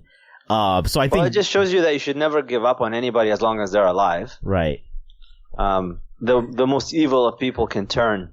I mean, we have that in the hadith and in the tradition and all of that. Like the person who killed 99 people, a serial killer, kills off the 100th and still gets accepted for his repentance. Yeah. So Mohammed, that can happen. You know what's really cool too about this, though, I noticed, is that the focus, in old, like in ancient Arabia as well too, this is a big thing. But your word meant something. Like even the kuffar and even the Muslims in here, when someone says something, you see, you would think like they're easily deceived, right? But they're not. Yeah. It's just that the fact that they believe the word, like the words are everything, right? And so if you say something, they can't challenge it. It's like, no, he said he's innocent. He said he didn't do it, right? And so they honor that, right? And although it may lead to harm to them later on, but the fact that they put such an emphasis, like word is bond, you know what I mean? Like my word is bond. And that's common among the Arabs in the past as well too, which is similar to kind of like how the Muslims, grew up in the past. But this is a similar thing within this show too, that, your word means everything. You can't go back on it. Yeah, it's like this one where he's like, he hates them. He's an enemy of theirs. They have a poisoning situation. He's like, you know what? Like, I hate you guys. You are my enemies from now on. I wish you were never here. But I'm not the one who did it, Like, if I want to kill you, I'll kill you with my sword. I'm not going to kill you with a poison. Yeah. Even though he's being punched and just, they're trying to interrogate him if he did the poisoning. It's like, so they had this honor about them that nowadays you don't really find much of it. True. So Mohammed, is there any other themes that you wanted to touch on the show that we may have missed? Just trying to think. It's really hard to not burn it for people because it's just watch it. Just watch it. My biggest okay. Just repeat like something I said at the start. It is 2 hours long each episode. And on Netflix it's broken up though. Netflix it's 45 minutes. Broken up into 45-minute But you can't just watch one at a time either. It's like hard to. Honestly, you don't feel it though. Like you really don't feel it that long. You don't feel it. The reason 2 hours is worth it for this one is because the realism that they give to the show. Yeah. And I really like the fact that there are some karamat here and there that you see happening, right? Yeah. Some miracles that take place, but the way that they're trying to teach Muslims about how our spirituality is conducted and how we view these things is that don't expect a miracle if you haven't done the work. Yeah. My biggest takeaway of the show was my benefit is in pleasing Allah according to the text, not in thinking what is good for me. I might think that financial trade might be a good deal and I might make a lot of money and stand to gain a lot from it. But if it is not pleasing to Allah, my creator, then it is not in my benefit and not in my interest. Yeah. And that's how I should align my thinking. My two big takeaways from the show is just if everything that I've written and talked about and said, if I were asked, like, if you could produce a show that would embody everything that you write about and things, it would be this show. Exactly. 100%. That's exactly I think the biggest thing about the show is tawakkul. Tawakkul and learning that the victory will come after a lot of patience, and you have to deserve it, and you'll endure a lot of pain. Just like the hadith of the Prophet saying, there'll be a time when holding on to this religion is like holding on to hot coals. The hadith is talking about holding on to principles. The principles. But you know what? Here's the thing. I don't even think it's about victory so much, because for them it's a duty. If the victory comes, it comes. Yeah. That's not absolutely end goal for them, right? That's Meaning Allah gives their goal is you do the fard. Yeah, their goal is you have to do my responsibility. This is the way we're supposed to live. I'm gonna live this way no matter what the outcome is. If Allah gives me victory, then Allah gives me victory. If not, we know, but at the same time, they have the conviction that Allah gives victory to people that are upon righteousness, right? So eventually they'll win, right? But the whole idea that they're not chasing the victory, they're chasing what's right. You know what I mean? Like they're chasing the pleasure of Allah. Yeah, even their understanding of defeat and good and evil, they even reorient that. Like whenever some calamity happens to them, you find Ertugrul. Like in the last episode, a major thing happened, and Ertugrul says to his partner, he's like, to Ertugrul, he's like, I need to get the good out of this evil, otherwise I will not rest. Like a major calamity happened to the boys, and he's like, I have to get the good out of this evil. It's not like, oh my God, calamity. Oh Allah, please lift this away from us, and just kind of sit back and just make dua and dhikr. He was like, he got on his horse and he started to act. It's like there is a good in every evil or perceived evil that happens in the world. And he was after it. And sure enough, by the end of the show, you're like, well, they would have never gotten to where they gotten at the end of the show had it not been for that major evil that happened at the start of it. So, just the perception of world events and things that happen to you and your relationship with Allah subhanahu wa ta'ala and relationship with like tribulations that come to you, and all of that is being laid out bare in a realistic sense. It's not even dramatized in the show. It's like, if you just think like that and act like that, this is how it's going to work out. Right. Do you know of any non-Muslims that may be watching the show? Like, do you have colleagues or any like, is this a show you'd recommend? I've only had, I recommend it to everybody, but the only people that I know that have said anything to me about watching it that are non-Muslim are just replies on Twitter. Yeah. They just, they find it fascinating and stuff, and that's it. There's some haters on the Lex.com, Well, I was surprised that it was allowed to be on Netflix. I thought there would be some type of no. The reason why it is made because it's not only in Turkey where this is big. Like people in Italy, in France, like they're all over, dude. They're watching the show. Oh, it's in like, Afghanistan, it's in Pakistan, it's in. No, I'm saying there's non-Muslim countries. It's translated in Urdu. No, but I'm saying non-Muslim countries, dude. Oh yeah. By the way, there has to be more Turkish and English speakers as well, because I think some of the translations that are done are terrible from Turkish to English. I know some of sometimes the masculine feminine pronouns are off, right? That's a joke. That has got to be no, it's not a joke. That's just him using Google Translate. Yeah, he's using Google Translate, whoever the translator is. Dude, he's translating like really hard words sommes, like sometimes the entire I didn't even know that word existed, but then he's mistranslating niece and nephew every single time. That's indicative of him using Google Translate.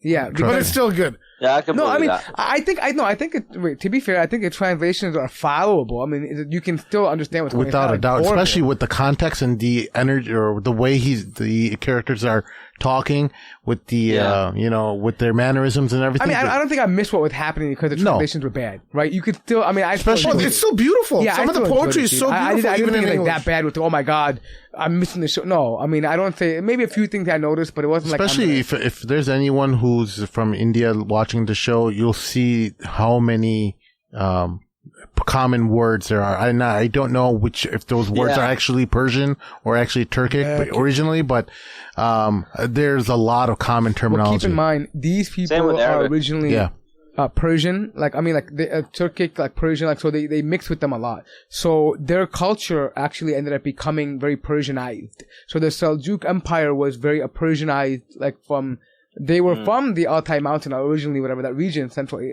East Asia, Central Asia, but they actually became more Persianized. And then so that culture spread around. So their language, even they adopted the Arabic script at that time. Yeah. Right? The Seljuk were the first one to adopt it. Did Ataturk remove that he script? Latinized. Such an amazing thing to do, hey? Right. He literally just took the whole alphabet and said, we're going to use English, like Latinized alphabet. Yeah. So what it was before, they actually used to speak, they had a language, the Orkhan language, which was actually written down in a different format. They say, they don't know the exact origin. People say it's a mix between Aramaic and Chinese. Like they mix it, the reading the writing style of it. They're actually preserved tablets, like in the writing style of the old, the what they call ancient Turkic, right? But then around the Seljuk Empire, during that time, they actually adopted the Arabic/Persian script, right? Because the Persians also adopted the Arabic script. And they also took the language, and there's a lot of loan words because even Farsi today is a bastardized version of Arabic today. It's not like original Farsi is like what Dari people speak, like Afghanis, like they speak that compared to what they speak in Tehran, Iran today.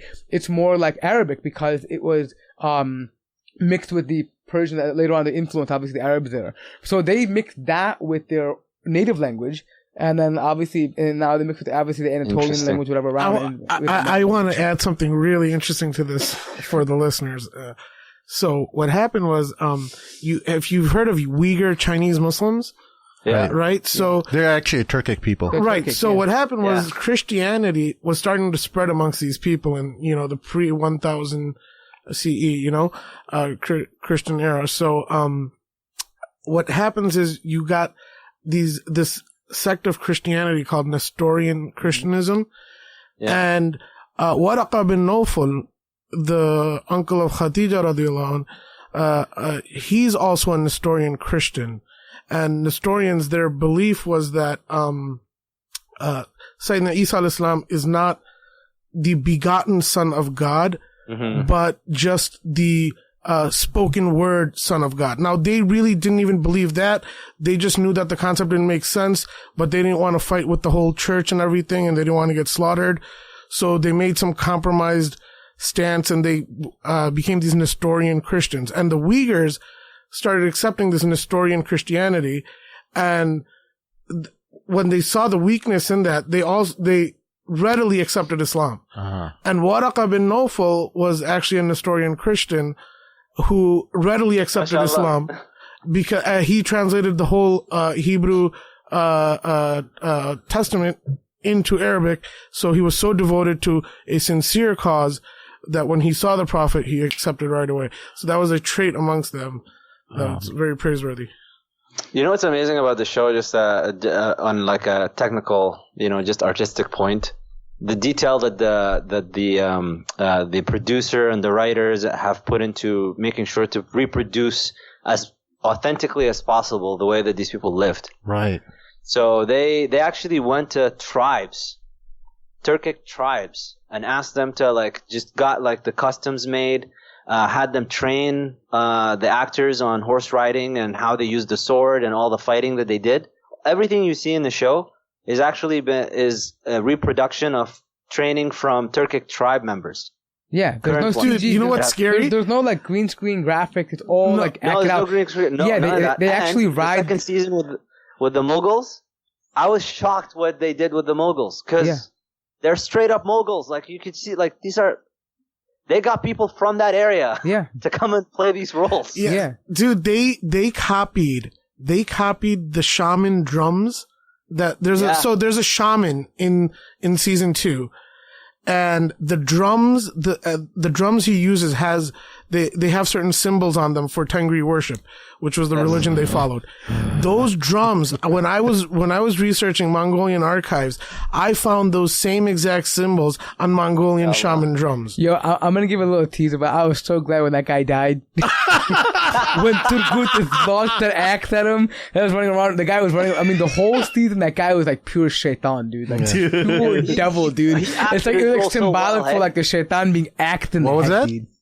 He acted his role so well. Yeah. Like he just It's just amazing. I mean, even the animals. Ertugrul's horse, I swear, he's got acting lessons. That horse, there's a couple of scenes I was like, there is no way that they didn't even put in effort or some work or some plan to make sure that the horse would react the way that it reacted. Right. Yeah. No, they have 40 horses on set. When they introduced Shaman in the season 2, that's one of the most epic scenes when they come in in hooded. And they go into the caravanserai and then... Okay. And that was who the hell is this? And the crazy thing is, I'm not gonna lie, dude. The first time I heard that thing, I'm like, whoa, this is pure devilish. I'm like, oh my god, dude. This guy is devil. I kind of liked him for a minute. He's totally savage, dude. Yeah.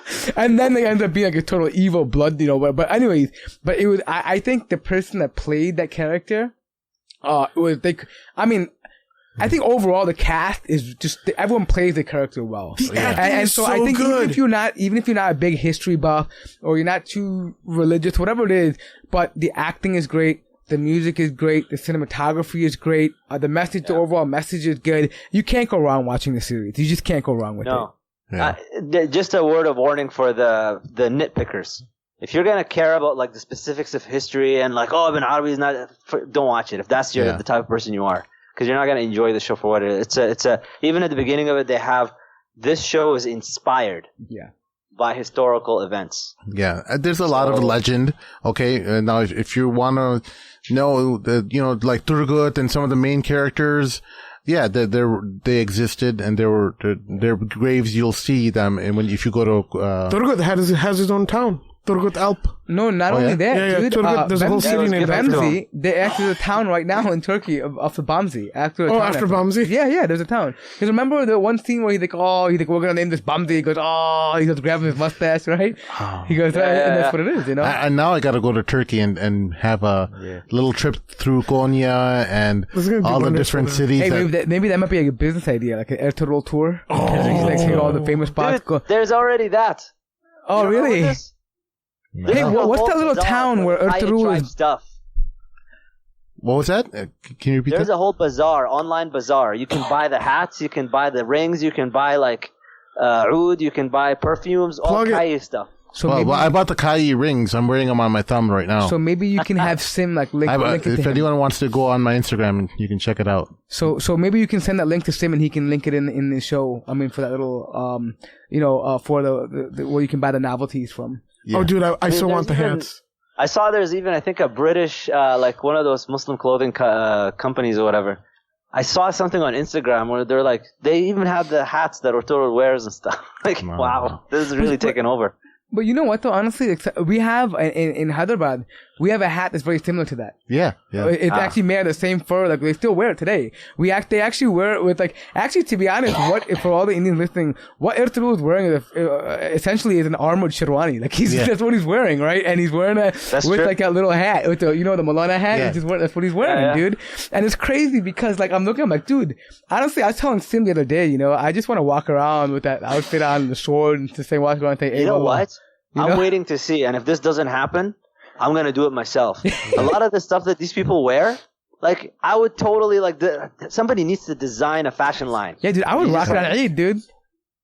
Okay, I would rock it on Eid. Okay, so just to show you, just to demonstrate how close this relationship is between Hyderabadis and Turkey, I'm gonna take the privilege to narrate a story. My grandma, me and Sim's grandma, our nani, our maternal grandmother, she was kind of like a princess in a district called Jangaon that is northeast of Hyderabad, India. Hyderabad was the capital city of the fiefdom, or whatever you want to call it, of the Nizams. And our ancestors had come from Uzbek, Turkish regions.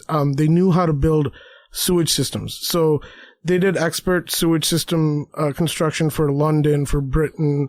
And he had with him 200-300 construction workers that were Uzbek, Turk, mix. And he came on the request of the Nizam to build a proper sewage system for the city of Hyderabad. So if you ever go to Hyderabad, Hyderabad doesn't have open drainage. It doesn't have that stinky, nasty water going along the side of the street. It's got like a sewage system. So our maternal lineage built that. Okay. And wow. And as a payment for that construction, they were given a large sector of a district called Jangaon. And so he was a wali, essentially. He was a wali. And my grandmother, before she died, she told me all the stories that they used to, living in India in the early 1900s, she would pledge bayah to Sultan Abdul Majid and Sultan Abdul Hamid. So whenever I read this in Orientalist books that the bayah was not really existent in India and these places, my grandmother told me this, that they used to lay flowers on a train in Jangaon, and the flowers would go to Hyderabad, where the Nizam would further lay flowers as a form of bayah, and then the train would go to Istanbul, and they used to do this every year as a renewal of their pledge. And so, subhanAllah, when I heard all this, and then I asked my grandma, what happened? She said, well, there were Turkish ambassadors from Istanbul or Ankara or whatever it was, Adrin, that used to live in our compound that would be our official liaison to the Khalif. And they had told us to evacuate the city and that they were going to lose the power to the British. And her father, the wali, thought this was impossible. The system of Islam could never vanish the way it has. And this is my own grandma is telling me this, that her father rejected the official ambassador's request and plea to come back to Turkey, take your family. And unfortunately, that's exactly what happened. My grandma, she finished the story. She said that they lost everything. As soon as her father died, their compound got surrounded by a bunch of opportunists, and everything got raided and stolen and whatever. And they had to leave by ox cart, under a bushel of hay in the middle of the night and escape to Hyderabad. So this is like 100 years ago.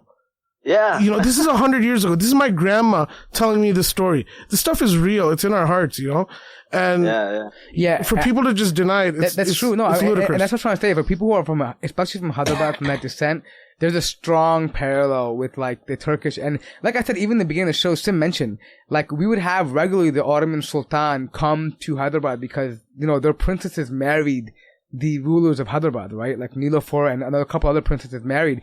Even Mukarram Jan was a descendant of a product of a Hyderabadi king and a Turkish princess, right? And so that's what they were royalty. Their daughters their daughter. He actually married two more Turkish princesses, Princess Ezra, and their daughter's Turkish. They actually live in Turkey, right? They actually have claim to this area. I think Sim is going to be Simbay now. Yeah, but yeah, so that's Sim's new name now. Call him Simbay. Hey wallah.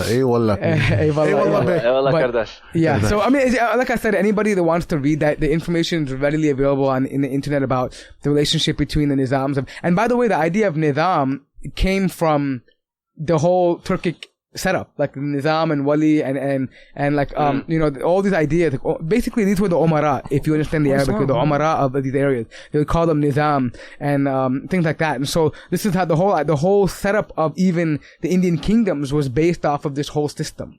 Sure. Crazy. Wow. So Mohammed, I know you did a podcast recently on physical fitness. We were joking the other day about like how Turgut Alp is like the ideal Muslim like avatar for Muslim guys. That everyone's goal should be to look like Turgut Alp. Maybe not, you might not have the hair for it, but like, Sim and Irfan are like, that's the goal now. Hair challenged, but yeah, he as far as being jacked though, as far as like actually muscular, right?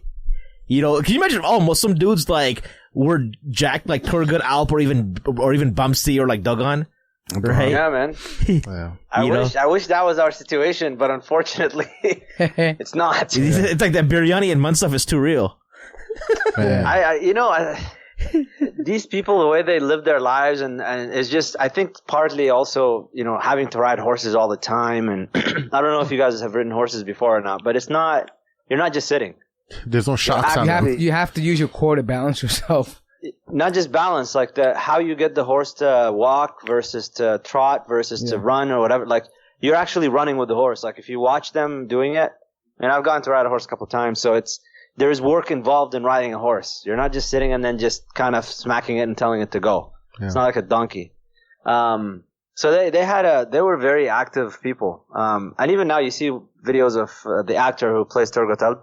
He's always doing like his workouts and stuff, and people are just, you know, I don't know. I wish here's something that I hate saying, but it's kind of sad. I can almost tell when I see somebody, like just ethnically speaking, you could tell like, that's probably a Muslim, but also physically speaking, you could tell that's a Muslim. You mean like they're out of shape? The gait is out of shape. It's a defeated gait. Out of shape, but in a different way. There's like a way of being an out of shape Muslim, and I don't like it. What do you mean? It's just like you could tell the effects of the mansaf and the kapsa and like, you know, the biryani, and you could tell the effects on the body, and it's just too much of it. It's like skinny fat look, where you have. Yeah, it's like a skinny fat look. It's just not good. It's not. Yeah. I don't know. You read the seerah of the Prophet ﷺ, like that's not the physique he had. People talk about the sunnah so much and the beard and the thoba, the jalaba or whatever. Come on, man. Physically speaking, please do the sunnah. Prophet ﷺ never had a gut. Yeah. Right. So before we wrap up, do you have any final thoughts? Final thoughts. I would say just try not to ruin your life when you get hooked on the show, because it is like crack. Yeah. So how are you doing that now? Like, so I assume you still had to catch up when medical school started, right? Did you? Yeah. So I timed myself. So when medical school started, it was one episode a week after that until I got caught up. Oh, you did. Okay. Mahin just got a spanking, by the way. His wife is not very happy with him for his addiction. Yeah, well, so it was like last week was it last week or 2 weeks ago was Thanksgiving weekend here, the long weekend, and I ended up I had to work in the mornings. I came back home and she thought I had Arabic class, and then I canceled it because I wanted to watch Ertugrul. It was a TA, it was tutoring session 1-on-1. And then, like, I was watching, he goes up there, and she's like, hey, like, can you clean the office up? Like, so someone else can use it, you know, and in general, but she's been, I know, like, I've been married 8 years now, so I know my wife's upset. She doesn't necessarily, like, she can just, like, walk by without me even, like, looking at me, and you know, like, she's really pissed. Yeah. Right? And I know, and I own up to it. I'm like, you know what, it's probably because of this show. But I heard Irfan was, like, delinquent on bills. Is that true, or was that you said you almost got fired from work? Something you told me something. Like 2 months, your productivity just died. Dude, my productivity at work went. Yeah, because I was staying up watching until like 1:30. I was like, my brother-in-law is doing that too now, like, because I got him hooked as well. Yeah. And he's in bad shape as well.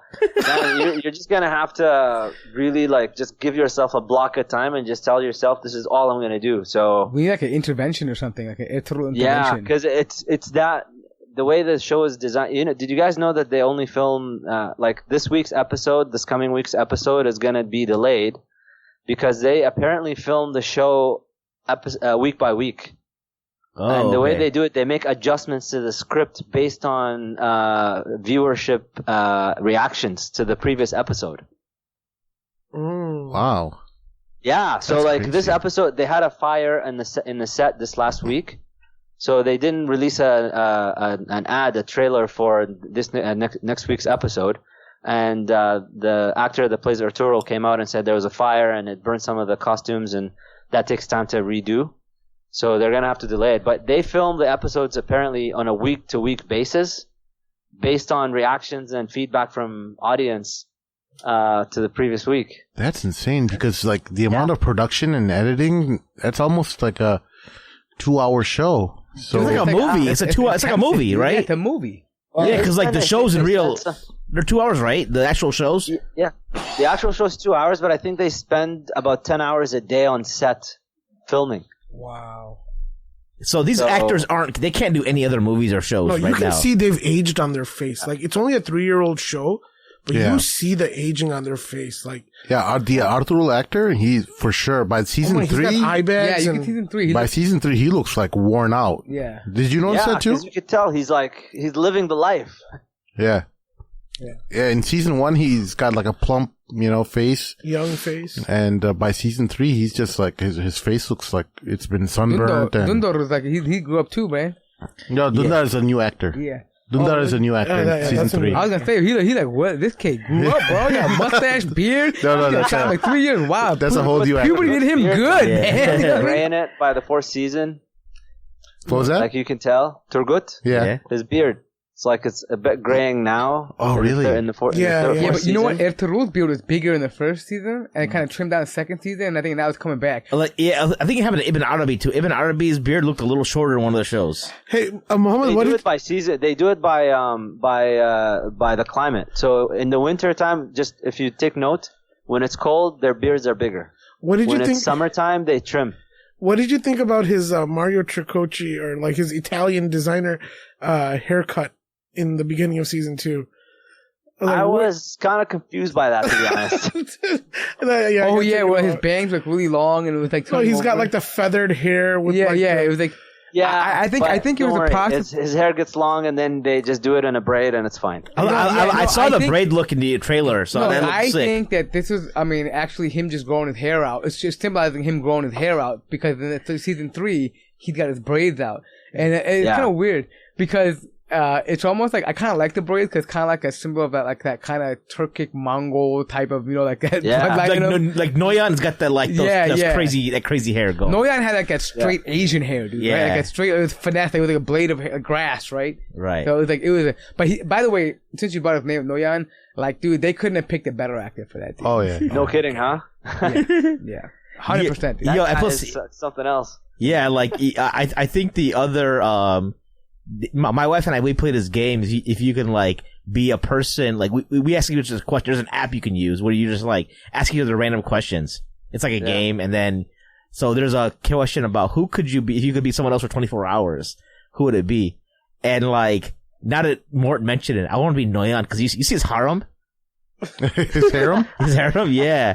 Like, dude, you see, like some of those women were like, woohoo!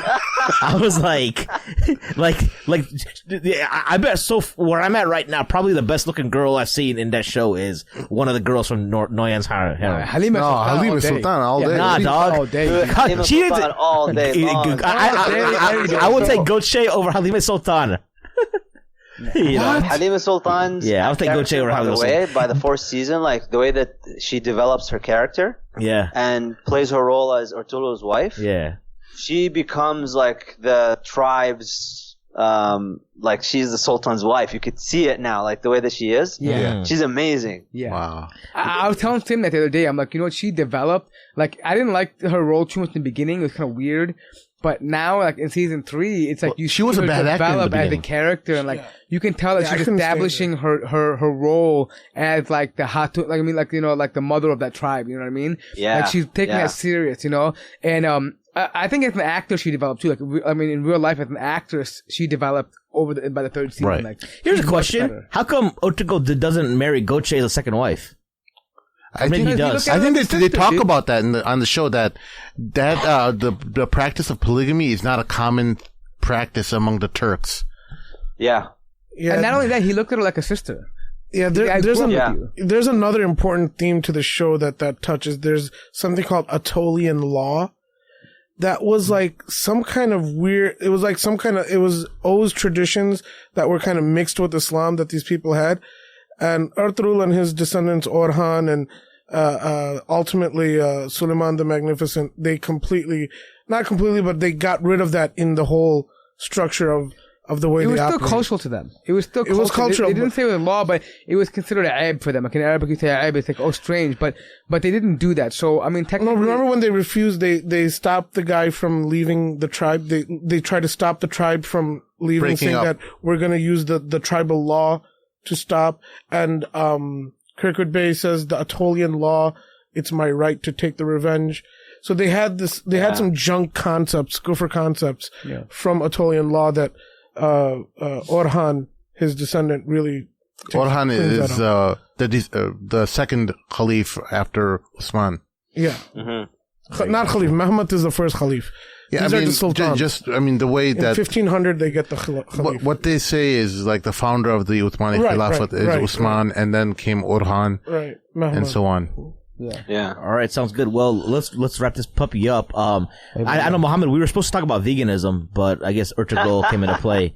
Since I know you gave, I remember one of your podcasts you talked about, like, I think I mentioned it, and then you said, like, bring it on. How could you be a vegan after watching Ertugrul? I said, you want to ride that train? Yeah. We'll table this because this can go on for another half hour. Yeah, no, because there's a bunch of stuff we gotta do another because like I want to talk, and there's also Rabi. I want to talk to you about Molid too, but like we don't have time right now. Yeah, we're completely out. Did you do a Molid show on your podcast on your show? Yeah, I really a while back. Okay. So from last year? Okay.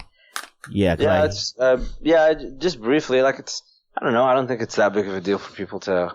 I don't think even Salafis care anymore. There's very few. People want to fight about everything. It's so pointless, dude. I don't think, dude. I'm too busy watching Ertugrul, dude. I don't care. I'm busy, dude. I don't know. I just want Netflix and chill. You can learn how to love the Prophet ﷺ just even from the behavior of Ertugrul. The way that he reacts when the Messenger ﷺ is mentioned. Right. You know? I want that back. Yeah. I want us to have that reverence. You can tell, like, when they mention Rasulullah, like, they grab their heart. Yeah. And they out of honor, right? It means something. Like that name meant something to them. Like, and you know what? To be honest, that's not even, this is I'm gonna make it real quick, but, you know, even traditionally, even like, for example, some of the scholars of hadith, when they would narrate the hadith of the Prophet ﷺ, they would actually go in, take a shower, make ghusl, put their clothes on, put their atar and oud on, and they would then narrate hadith because even the words of Rasulullah were so important to them. They didn't want to disrespect that. Absolutely. So I feel like the people who are trying to, I mean, look, I don't, whether you agree with me, whether you don't, it doesn't really matter, but the point is that we still should have the respect, the utmost respect for Rasulullah in every way we can, right? We should never shy away from that, you know what I mean? And I think that's really cool when we watch the show. All right, well, sounds good. Well, Dr. Mohammed Ghilan, Jazakallah khair for coming on one more time. I hope this did not turn people away from the show. Yeah, this is kind of a niche episode in a way, but 40% still a high number. 40% of our listenership listening to it. Out of 600 replies on Facebook and Twitter. I want to give a quick shout out to Abbas Qasimov. He's, I guess we're Facebook friends with him. I guess he's always like showing like random Turkish hadras and like trailers for random stuff. And I was like, so he's the one. So I actually watched Ertugrul, I think a few months ago, one show, and then I didn't really get hooked. But then Abbas keeps plugging it, right?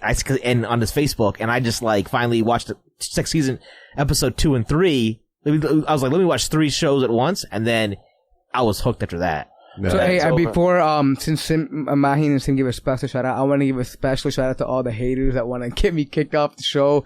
Look, guys, if people are saying that I'm racist and all this stuff, I think everybody. I mean, Mort has one black friend, don't you know? Yeah, I got lots of black friends. No, I'm just kidding. But anyways, listen, the point is that it's not about that. Okay, just because honestly, look, me and Sim and Sheikh Amr and Mahin now. I mean, we go back long enough. At least I know it's Tim and Amr, and so I'm not leaving the show, guys. All right, just I don't mean to offend anybody if you get offended by stuff, but I have my opinion, and I don't think opinions should always be one way, right? People have difference of opinions, and we should accept that. I don't force you guys to accept mine, and I don't want to be forced to accept yours, right? So we can agree to disagree. And that's one of the things why we started the show. If you listen to our earlier episodes, we started the show so we can have a dialogue about things, and we can walk away agreeing to disagree without having animosity.